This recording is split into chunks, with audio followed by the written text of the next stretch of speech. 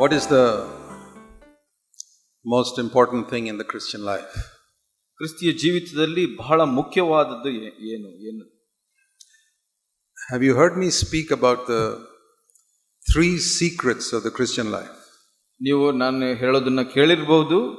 ಕ್ರಿಸ್ತಿಯ ಜೀವಿತದ 3 ರಹಸ್ಯಗಳು.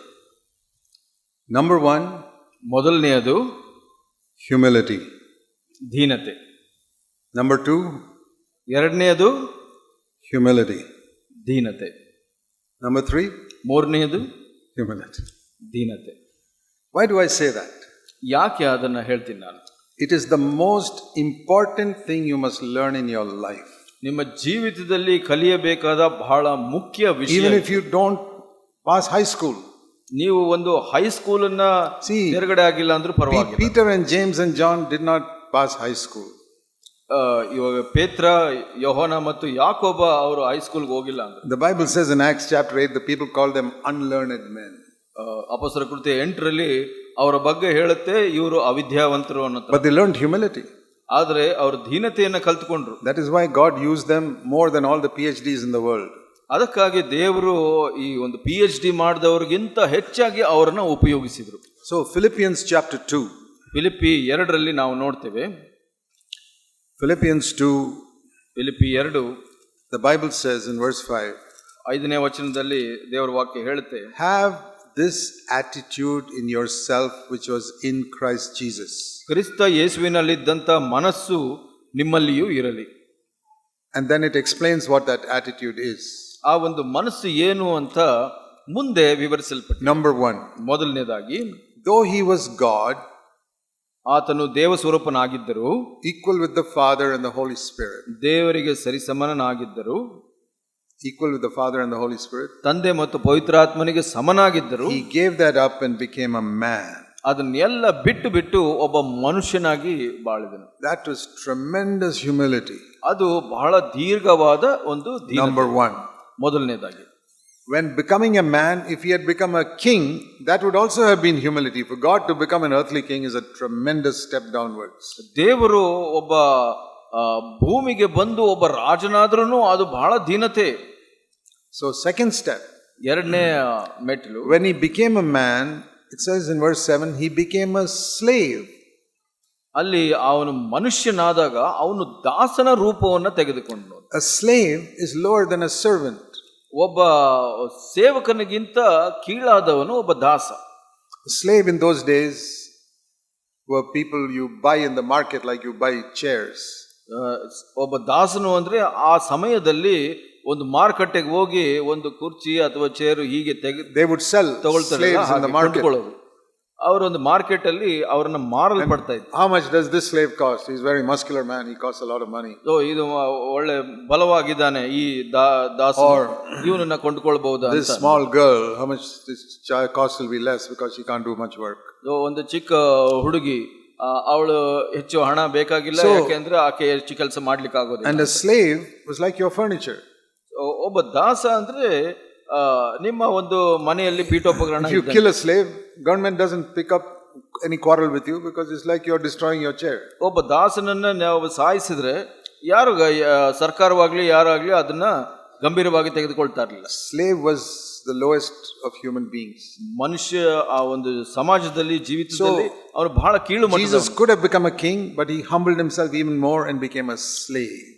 ಯೇಸು ಸ್ವಾಮಿ ಒಬ್ಬ ರಾಜನಾಗಬಹುದಿತ್ತು, ಆದ್ರೆ ತನ್ನನ್ನು ತಾನು ತಗ್ಗಿಸ್ಕೊಂಡು ಅವನು ದಾಸನ ರೂಪವನ್ನು ಧರಿಸಿದ. In the rich Jewish homes, ಒಬ್ಬ ಯಹೂದ್ಯರಲ್ಲಿ ಬಹಳ ಶ್ರೀಮಂತರಲ್ಲಿ, whenever people were invited for dinner, ಒಂದು ಊಟಕ್ಕೆ ಯಾರನ್ನಾದ್ರೂ ಆಹ್ವಾನಿಸಿದ್ರೆ, they'll all come. All the roads were dirty, not like here. ನಮಗೆ ಇಲ್ಲಿ ಇದ್ದಂತೆ ರಸ್ತೆಗಳಿರ್ಲಿಲ್ಲ, ರಸ್ತೆಗಳು ಧೂಳು ಇರ್ತಾ ಇತ್ತು, ಧೂಳುಗಳು. And nobody wear shoes, they all wore chappals only. ಅವರೆಲ್ಲ ಚಪ್ಪಲುಗಳನ್ನ ಧರಿಸ್ತಾ ಇದ್ರು. ಅವಾಗೆಲ್ಲ when they come to the house, the feet will all be dirty with all the dirt. So ಅವರು ಬಂದಂತವರ ಕಾಲುಗಳು ಎಲ್ಲ ಧೂಳಿನಿಂದ ತುಂಬಿರ್ತವೆ. So the rich houses, they'll have a slave near the door. ಅಲ್ಲಿ ಮನೆಯ ಬಾಗಿಲ ಹತ್ರ ಒಬ್ಬ ದಾಸನನ್ನ ಇಟ್ಟಿರ್ತಾ ಇದ್ರು, with a bucket of water, bucket ನಲ್ಲಿ ಒಂದು ನೀರು ಇಟ್ಕೊಂಡು and a towel, ಒಂದು ಬಟ್ಟೆ. and they'll make every guest will sit down, the slave will wash his feet, then come inside the house. ಅಲ್ಲಿ ಬಂದಂತ ಎಲ್ಲ ಅತಿಥಿಗಳು ಅಲ್ಲಿ ಕುಳಿತುಕೊಳ್ಬೇಕು, ದಾಸನ ಅವ್ರ ಕಾಲು ತೊಳೆದು ಕಾಲು ಒರೆಸಿ ಒಳಗಡೆ Just ಕಳಿಸ್ತಾರೆ. like today we sometimes take off our shoes when we go to somebody's house. ಒಬ್ಬರ ಮನೆಗೆ ಹೋಗ್ಬೇಕು ಅಂದ್ರೆ ಇವತ್ತು ನಾವು ಒಂದು ಬೂಟ್ಗಳನ್ನು ತೆಗೆದು There, ಒಳಗಡೆ ಹೋಗ್ತೀವಲ್ಲ, they not only took off their shoes, there will be a slave to wash their feet, then only they go in. ಅಲ್ಲಿ ಬೂಟನ್ನ ತೆಗೆದು ಅಲ್ಲ, ಅವರು ಅವ್ರ ಕಾಲುಗಳನ್ನ ತೊಳಿತಾ ಇದ್ರು ದಾಸರು. So, in the Last Supper that Jesus had, ಕಡೆಯ ಒಂದು ಊಟದ ಸಮಯದಲ್ಲಿ ಸ್ವಾಮಿ he had borrowed a rich man's room to have that dinner. ಆ ಒಂದು ಊಟದ ಸಮಯವನ್ನ ನಿರ್ಧರಿಸಿದಾಗ ಅವರು ಒಬ್ಬ ಶ್ರೀಮಂತನ ಕೊಠಡಿಯನ್ನು And ತೆಗೆದುಕೊಂಡು, he told them, I don't want anybody else there. This is a private dinner with my 12 disciples. ನಮ್ಮ 12 ಶಿಷ್ಯರ ಜೊತೆ ನಾನು ಒಂದು ವೈಯಕ್ತಿಕ ಒಂದು ಊಟದ ಕೂಟವನ್ನು ಇಟ್ಕೊಂಡಿದ್ದೀನಿ. So that man kept the bucket of water and the towel, but no slave, because Jesus said, we don't want anybody there. ಯಾರು ದಾಸರು ಬೇಕಾಗಿಲ್ಲ ಕಾಲುಗಳನ್ನ ತೊಳಿಲಿಕ್ಕೆ ಅಂತ ಯೇಸು ಸ್ವಾಮಿ ಹೇಳಿದ್ರಿಂದ ಅಲ್ಲಿ ಯಾರು ದಾಸರು ಇರಲಿಲ್ಲ. ಆದ್ರೆ So all the disciples came. ಎಲ್ಲ ಶಿಷ್ಯರು ಬಂದ್ರು, Nobody's there to wash the feet. ಅಲ್ಲಿ ಕಾಲು ತೊಳೆಯೋದಕ್ಕೆ ಯಾರು ಇಲ್ಲ. So they went to the table. ಅವರು ಮೇಜಿನ ಮೇಲೆ ಹೋದ್ರು. And everybody is saying, who's going to wash the feet now? ಇಲ್ಲಿ ಯಾರು ಕಾಲು ತೊಳಿತಾರೆ ಅಂತ ಯೋಚನೆ ಮಾಡ್ತಾ ಇದ್ರು. Peter is the senior disciple. He doesn't wash anybody's feet. ಪೇತ್ರ ದೊಡ್ಡ ಅಪೊಸ್ತಲನಾಗಿದ್ದನು, ಅವನು ಯಾರು ಕಾಲು ತೊಳೆಯಲ್ಲ. Matthew is a chartered accountant. He won't wash people's feet. ಮತ್ತಾಯ ಅವನು ಲೆಕ್ಕಗಾರನು, ಸುಂಕದವನು, ಅವನು ಯಾರು ಕಾಲು ತೊಳೆಯಲ್ಲ. John, he's a relative of the high priest. He doesn't wash people's feet. ಯೋಹಾನನ ಅವನು ಮಹಾಯಾಜಕನ ಸಂಬಂಧಿ ಆಗಿದ್ದನು, ಅದರಿಂದ ಅವನು ಕಾಲು ತೊಳೆಯಲ್ಲ. Judas Iscariot, he was the postgraduate. So he won't wash anybody's feet also. ಇಸ್ಕರಿಯೋತ ಯೂದ ಅವನು ಬಹಳ ಓದಿದವನು, ಅವನು ಕೂಡ ಯಾರು ಕಾಲು ತೊಳೆಯಲ್ಲ. Everybody is a big man. ಎಲ್ಲರೂ ದೊಡ್ಡವರು. So Jesus said, I am the only small person here. ಯೇಸು ಸ್ವಾಮಿ ಹೇಳಿದ್ರು, ಇದರಲ್ಲೆಲ್ಲ ನಾನೇ ಚಿಕ್ಕವನು ಅಂತ. So he went and took the bucket and towel and washed everybody's feet. ಅವನು ಯೇಸು ಸ್ವಾಮಿ ಅವರ ಬಕೆಟ್ ಮತ್ತು ಬಟ್ಟೆಯನ್ನು ತೆಗೆದು ಎಲ್ಲರ ಕಾಲು ತೊಳಿತಾರೆ. Can you imagine what those disciples learned that day? ನಿಮಗೆ ನೀವು ಅದನ್ನ ಅರ್ಥಕೊಳ್ತೀರಾ, ಯೇಸು ಸ್ವಾಮಿ ಏನು ಕಲಿಸಿದ್ರು ಅವತ್ತು ಅಂತ. That greatness in the kingdom of God is to come down to the feet of other people. ದೇವರ ರಾಜ್ಯದಲ್ಲಿ ಬಹಳ ಮುಖ್ಯವಾದದ್ದು, ಅಧಿಕವಾದದ್ದು ಏನು ಅಂತ ಅಂದ್ರೆ ಇತರರ ಕಾಲಗಳನ್ನು. In Christian organizations, ಕ್ರೈಸ್ತ churches, ಆರ್ಗನೈಸೇಷನ್ ಅಲ್ಲಿ ನಾವು ನೋಡ್ತೇವೆ, ಸಭೆಗಳಲ್ಲಿ ನಾವು ನೋಡ್ತೇವೆ, people will start as junior pastor, ಅಲ್ಲಿ ಒಂದು junior ಸಭಾಪಾಲಕರಾಗಿ ನಿಲ್ಲಿಸ್ತಾರೆ. maybe a song leader first, ಅಲ್ಲಿ ಒಬ್ಬ ಹಾಡುಗಳನ್ನು ಆಡೋ, then a junior pastor, ಅಲ್ಲಿ ಒಂದು ಕಿರಿಯ ಸಭಾಪಾಲಕರು, then senior pastor, ಸಭಾಪಾಲಕರು, ಹಿರಿಯ ಸಭಾಪಾಲಕರು, bishop, ಒಬ್ಬ ಬಿಷಪ್ ಅಂತ, arch bishop. It goes up and up and up and up. ಹೀಗೆ ಅದು ಮೇಲೆ ಹೋಗ್ತಾ ಇರುತ್ತೆ. You have a pope. ಅಲ್ಲಿ ಎಲ್ಲದಕ್ಕಿಂತ ಹೆಚ್ಚಾಗಿ ಒಬ್ಬ ಪೋಪ್ ಅಂತ ಹೇಳ್ತಾರೆ. But Jesus, ಆದ್ರೆ ಯೇಸು ಸ್ವಾಮಿ he went down. ಅವರು ಕೆಳಗಡೆ ಬರ್ಲಿಕ್ಕೆ, on the last day he was not senior director, he was just the slave washing people's feet. ಜೀವಿತದ ಕಡೆಯ ಸಮಯದಲ್ಲಿ ಅವರು ಒಬ್ಬ ದಾಸನಾಗಿದ್ದರು. The way up is the way the devil went, up and up and up. We saw the first day. ಸೈತಾನನು ಯಾವಾಗಲೂ ಅವನು ಮೇಲೆ ಹೋಗ್ತಾ ಇರ್ತಾನೆ. Jesus came down. ಆದ್ರೆ ಯೇಸು ಸ್ವಾಮಿ ಕೆಳಗಡೆ ಬರ್ತಾರೆ. These are two spirits operating in the world today.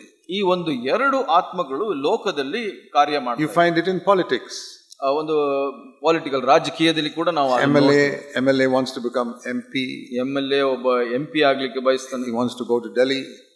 ಡೆಲ್ಲಿಗೆ ಹೋಗ್ಲಿಕ್ಕೆ ಬಯಸ್ತಾನೆ. Ordinary minister wants to be senior cabinet minister. ಒಬ್ಬ ಸಾಧಾರಣ ಮಂತ್ರಿ ಇನ್ನು ಕ್ಯಾಬಿನೆಟ್ ಮಂತ್ರಿ ಆಗ್ಬೇಕು ಅಂತ wants to even be prime minister. ಒಬ್ಬ ಪ್ರಧಾನ ಮಂತ್ರಿ ಆಗ್ಬೇಕು ಅಂತ ಬಯಸ್ತಾನೆ. Or in business.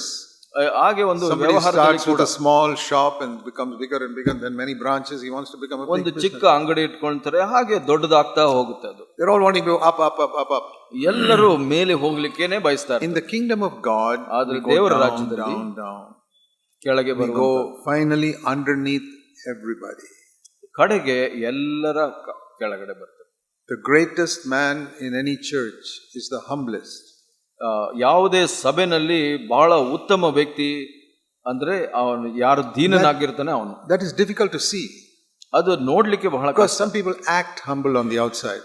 ಕೆಲವರು ಹೊರಗಡೆಯಿಂದ ತೋರಿಸ್ಕೊಳ್ತಾರೆ ನಾನು ದೀನನು ಅಂತ. Like in East Good Friday you'll find a picture of the Pope washing some people's feet. ಶುಭ ಶುಕ್ರವಾರ ನಾವು ನೋಡ್ತೇವೆ Pope, you see it in the newspaper. ಅಲ್ಲೆಲ್ಲ ನ್ಯೂಸ್ ಪೇಪರ್ ನಲ್ಲೇ ನೋಡ್ತೀವಿ, ಅವರು ಇತರ ಕಾಲುಗಳನ್ನು ತೊಳಿತಾರೆ. But all those people who come to the washing of the feet, they are told, please wash your feet properly, put some perfume and all. and then the Pope will come and wash your feet. ಅವರು ತೊಳೆಯೋದಕ್ಕೆ ಮೊದಲೇ ಅವ್ರ ಮನೆಯಲ್ಲೇ ತೊಳೆದು ಸುಗಂಧ ಎಲ್ಲ ಹಾಕೊಂಡು ಬಂದಿರ್ತಾರೆ. That is a ritual.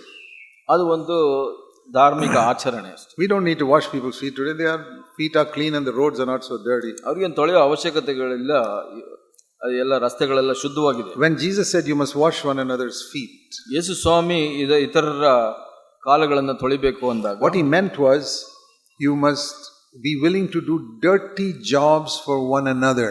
ಯೇಸು ಸ್ವಾಮಿ ಹೇಳಿದ ಅರ್ಥ ಏನಂದ್ರೆ ಇತರರಿಗೆ ಆ ಒಂದು ಕಷ್ಟದ ಅಥವಾ ಕೀಳಾದ ಕೆಲಸಗಳನ್ನ ಮಾಡಲು ತಯಾರಿರ್ಬೇಕು ನೀವು. What is the dirtiest job you can do in a building? ಒಂದು ಕಟ್ಟಡದಲ್ಲಿ ಒಂದು ಕೀಳಾದ ಕೆಲಸ ಯಾವುದಿರಬಹುದು? Cleaning the toilets. ಆ ಒಂದು ಟಾಯ್ಲೆಟ್ ಶೌಚಗೃಹನ ಶುದ್ಧಿ ಮಾಡೋದು. CFC Bangalore, I say, CFC ಬೆಂಗಳೂರಿನಲ್ಲಿ ನಾನು if ಹೇಳ್ತೀನಿ, you really want to serve the church, start with cleaning the toilets. ನೀವು ಸಭೆಯ ಸೇವೆ ಮಾಡಬೇಕು ಅಂದ್ರೆ ಮೊದಲು ಆ ಟಾಯ್ಲೆಟ್ಗಳನ್ನ ಶುದ್ಧಿ ಮಾಡೋದನ್ನ ಪ್ರಾರಂಭಿಸಿ. I have cleaned the toilets in ನಾನು the old CFC Bangalore. ನಾನು ಆ ಟಾಯ್ಲೆಟ್ಗಳನ್ನ ಶುದ್ಧಿ ಮಾಡಿದ್ದೀನಿ. I remember years ago when we started 1981, we moved to the DaCosta Square building. 1981ರಲ್ಲಿ ನಾವು ಆ ಕಟ್ಟಡಕ್ಕೆ ಕೂಟವನ್ನು ಪ್ರಾರಂಭ ಮಾಡಿದಾಗ ಹೊಸ ಕಟ್ಟಡದಲ್ಲಿ very few committed brothers those days. ನಾವು ಅಲ್ಲಿ ಸದಸ್ಯರಾಗಿ ಕೆಲವೇ ಸಹೋದರಗಳಿದ್ರು. So hall cleaning day, different people were given different jobs. ಅದೆಲ್ಲ ಶುದ್ಧಿಪಡಿಸೋದೆಲ್ಲ ಸರಿಪಡಿಸೋದು ಸಿದ್ಧಪಡಿಸೋದು ಕೊಡ್ತಾ ಇದ್ದ 4 or 5 brothers. ಕೆಲವು 4-5 ಸಹೋದರರು ಮಾತ್ರ ಇದ್ರು. So the brother who was appointed to clean the toilets never came. ಒಂದ್ ದಿವಸ ಆ ಒಂದು ಸಹೋದರ ಯಾರು ಆ ಕಾರ್ಯವನ್ನು ಮಾಡಬೇಕಾಗಿತ್ತು ಅವನು ಬರಲಿಲ್ಲ. Who was to clean the toilets? ಆ ಒಂದು ಟಾಯ್ಲೆಟ್ ಶುದ್ಧೀಕರಿಸೋದು ಕೆಲಸಕ್ಕೆ. Maybe his child was sick or he was held up in the office or something, he couldn't come. ಮಗುಗೆ ಆರೋಗ್ಯ ಸರಿ ಇಲ್ಲ ಅನ್ಸುತ್ತೆ ಅಥವಾ ಇನ್ಯಾವುದೋ ಒಂದು ಕಾರಣದಿಂದ ಬರಲಿಲ್ಲ. We don't judge people. ಯಾರನ್ನೂ ನ್ಯಾಯ ತೀರ್ಮಾನ ಮಾಡಲ್ಲ ನಾವು. And while I was waiting for him to come, ಅವನು ಬರೋದಕ್ಕಾಗಿ ನಾನು ಕಾಯುವಾಗ the Lord said to me, ಕರ್ತನು ನನಗೆ ಹೇಳಿದ, why are you waiting for him? ಯಾಕೆ ಅವನನ್ನು ಕಾಯ್ತಾ ಇದೀಯಾ? This is your house. ನಿನ್ನ ಮನೆ ಅದು. God said to me, my house is your house. ದೇವರು ಹೇಳಿದ್ರು, ನನ್ನ ಮನೆಯೇ ನಿನ್ನ ಮನೆ. Don't think this church building is your house. ಈ ಒಂದು ಕಟ್ಟಡ ನಿನ್ನ ಮನೆ ಅಂತ ಅನ್ಕೊಂಡ್ಬೇಡ. Do you wait for somebody else to come and clean the toilet in your house? ನಿನ್ನ ಮನೆಯಲ್ಲಿ ಇತರರು ಬಂದು ಆ ಒಂದು ಶುದ್ಧಿ ಮಾಡಬೇಕು ಅಂತ Are you waiting for some brother to come and clean the toilet in your house? ಯಾವುದೋ ಒಬ್ಬ ಸಹೋದರ ಬಂದು ನಿನ್ನ ಮನೆಯಲ್ಲಿ ಆ ಟಾಯ್ಲೆಟ್ ಕ್ಲೀನ್ ಮಾಡಬೇಕು ಅಂತ ಬಯಸ್ತೀಯಾ? You and your wife clean it yourself. ನೀನು ನಿನ್ನ ಹೆಂಡತಿ ಶುದ್ಧೀಕರಿಸ್ತಿರಲ್ಲ. This is your house. ಇದು ಕೂಡ ನಿನ್ನ ಮನೆ ಅಲ್ವಾ? Go and clean the toilets. ಹೋಗಿ ಆ ಟಾಯ್ಲೆಟ್ ಗಳನ್ನ ಶುದ್ಧಿ ಮಾಡಿ. I got some light that day. ಅವತ್ತು ನನಗೆ ಒಂದು ಬೆಳಕು. You know how people say I got revelation on the Bible. ದೇವರ ವಾಕ್ಯದಲ್ಲಿ ನನಗೆ ಪ್ರಕಟಣೆ ಸಿಕ್ತು ಅಂತ ಹೇಳ್ತಾರಲ್ಲ, I got revelation. ನನಗೂ ಆ ಪ್ರಕಟಣೆ ಸಿಕ್ತು. God's house is my house. ದೇವರ ಮನೆಯೇ ನನ್ನ ಮನೆ. So I went and cleaned the toilets. ನಾನು ಹೋಗಿ ಆ ಟಾಯ್ಲೆಟ್ ಗಳನ್ನ ಶುದ್ಧಿ ಮಾಡಿದೆ. More than once. ಒಂದಕ್ಕಿಂತ ಹೆಚ್ಚು ಸಲ. And I learned something that day I've never forgotten. ನಾನು ಏನು ಕಲಿತೆ ಅವತ್ತು ಅದನ್ನು ಇವತ್ತಿನವರೆಗೂ ಮರೆತಿಲ್ಲ. God's house is my house. ದೇವರ ಮನೆಯೇ ನನ್ನ ಮನೆ. God's people are my people. ದೇವರ ಜನರೇ ನನ್ನ ಜನರು. They are closer to me than my family members and relatives. ನಮ್ಮ ಬಂಧುಗಳು ಬಾಂಧವರುಗಳಿಗಿಂತ ನನ್ನ ಸಭೆಯ ಸಹೋದರ ಸಹೋದರಿಯರು ಹತ್ತಿರದವರು. I must be willing to do any dirty job for them. ಅವರಿಗಾಗಿ ಎಂತ ಕೀಳಾದ ಕಾರ್ಯಗಳನ್ನಾದ್ರೂ ನಾನು ಮಾಡಲು ತಯಾರಿರಬೇಕು. When one brother was shifting his house, ಒಂದು ಸಹೋದರ ಮನೆಯನ್ನು ಬದಲಾಯಿಸ್ತಾ ಇದ್ರು. Of course, I was younger those days, only 36, 37 years old. 36, 37 ವರ್ಷ ನಾನು ಬಹಳ ಪ್ರಾಯದವನಾಗಿದ್ದೆ. I went and helped another brother to lift his cupboard up to the first floor to move to his new house. ಆ ಹೊಸ ಮನೆಗೆ ಮೊದಲನೇ ಮಹಡಿಗೆ ಅದನ್ನೆಲ್ಲ ಅವ್ರ cupboard ಎಲ್ಲ ನಾವು ಎತ್ತಿ ಸಾಗಿಸ್ತು. Another poor widow was shifting her house to some small little ಇನ್ನೊಂದು ಬಡ ವಿಧವೆ ಕೂಡ ಮನೆ ಬದಲಾಯಿಸ್ತಾ ಇದ್ರು. So I went there and got down on the floor and scrubbed the floor myself. ನಾನೇ ಹೋಗಿ ಅವರ ಮನೆಯನ್ನೆಲ್ಲ ಶುದ್ಧೀಕರಿಸಿದೆ. That's not a great thing. ಅದು ದೊಡ್ಡ ವಿಷಯ ಅಲ್ಲ. What is it compared to Jesus doing it? ಅದು ಯೇಸು ಸ್ವಾಮಿ ಮಾಡಿದ್ದನ್ನ ಹೋಲಿಸಿ ನೋಡಿದ್ರೆ ನಾವು ಮಾಡೋದು ಏನು? We have got so many wrong ideas in Christianity. ಕ್ರೈಸ್ತತ್ವದಲ್ಲಿ ನಮಗೆ ತಪ್ಪಾದ ಆಲೋಚನೆಗಳು. Just like this collecting of money. ಹಣ ಸ್ವೀಕರಿಸೋದ್ರ ಬಗ್ಗೆ ಹೇಳಿದ್ನಲ್ಲ, wrong idea that you become bigger and bigger and bigger and bigger in Christianity. ಕ್ರೈಸ್ತತ್ವದಲ್ಲಿ ನಾವು ಎಲ್ಲ ದೊಡ್ಡವರಾಗಬೇಕು ಅನ್ನೋ ಆ ಒಂದು ಮನೋಭಾವ. That is another thing we have corrected in CFC. ಇನ್ನೊಂದು ನಾವು ಈ I ವಿಷಯವನ್ನು say in ನಾವು CFC, ಸರಿಪಡಿಸಿದ್ದೀವಿ. we tell the leaders to become smaller and smaller and go down, down, down. CFC ನಲ್ಲಿ ಆ ಒಂದು ನಾಯಕರಿಗೆ ನಾವು ಇನ್ನೂ ಕೆಳಗಡೆ ಹೋಗ್ಬೇಕು, ಇನ್ನೂ So, ದೀನರಾಗಬೇಕು ಅಂತ Jesus became a man. Yesu Swami Then he ಮನುಷ್ಯನಾದ, became a slave. ದಾಸನಾದನು. But slave is not the lowest. ಆ ಒಂದು ದಾಸನೇ ಕೀಳಾದವನಲ್ಲ. In the first century, ಮೊದಲನೇ ಶತಮಾನದಲ್ಲಿ the Romans treated the worst criminals worse than slaves. ದಾಸರಿಗಿಂತ ಬಹಳ ಕೀಳಾಗಿ ನೋಡಿದವರು ಒಬ್ಬ ಅಪರಾಧಿಗಳಿದ್ರು. The slaves, they would give some food and clothing and a place to stay. So ಈ ಒಂದು ದಾಸರಿಗೆ ಅವ್ರಿಗೊಂದು ಸ್ವಲ್ಪ ಊಟ ಮತ್ತು ಇರಲಿಕ್ಕೆ ಒಂದು ವಸತಿ. Worst criminals were crucified. ಅದಕ್ಕಿಂತ ಬಹಳ ಕೀಳಾದ ಈ ಅಪರಾಧಿಗಳನ್ನ ಅವರು ಶಿಲುಬೆ ಮೇಲೆ The ಸಾಯಿಸ್ತಾರೆ. criminal was even lower than the slave. ಆ ಒಂದು ಅಪರಾಧಿ ಅನ್ನೋನು ದಾಸನಿಗಿಂತ ಕೀಳಾದವನು. They wouldn't crucify the slaves, but they'll crucify the criminals. ಆ ಒಬ್ಬ ದಾಸನನ್ನ ಶಿಲುಬೆಗೆ ಹಾಕೋದಿಲ್ಲ, ಆದ್ರೆ ಅಪರಾಧಿಯನ್ನ ಶಿಲುಬೆಗೆ ಹಾಕ್ತಾರೆ. That was the third step. ಅದು ಒಂದು ಮೂರನೆಯ ಸ್ತರ. Humility, God becoming man. ದೀನನಾಗಿ ದೇವರು ಒಬ್ಬ ಮನುಷ್ಯನಾಗೋದು. Humility, man becoming a slave. ಮನುಷ್ಯ ದಾಸನಾಗೋದು. And down to the bottom, being treated like a criminal, even though he was not a criminal.